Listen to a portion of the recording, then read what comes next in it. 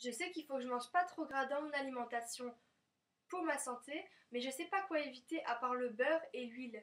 Ah, mais là, tu me parles des matières grasses qui sont visibles, mais il existe une catégorie de matières grasses qui sont cachées, telles Mhm. que dans les viennoiseries, dans les glaces, dans les plats cuisinés, dans les chips, la charcuterie.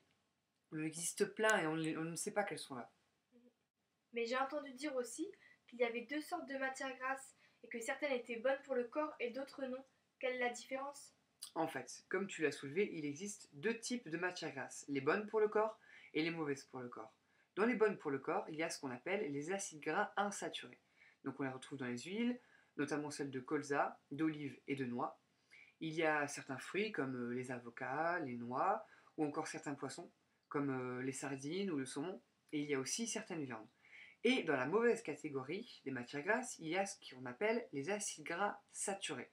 Alors ça, on les retrouve dans les matières grasses cachées, comme on a pu les citer, les viennoiseries, les glaces, les plats cuisinés, les chips, bon, tout ça. Et il y a aussi ce qu'on appelle les acides gras trans. Alors ça, on peut les repérer en magasin sur les étiquettes où il est stipulé euh, huile hydrogénée. Alors il faut savoir que la deuxième catégorie, donc les mauvaises matières grasses, ce sont des matières grasses qui favorisent les maladies et notamment les maladies cardiovasculaires.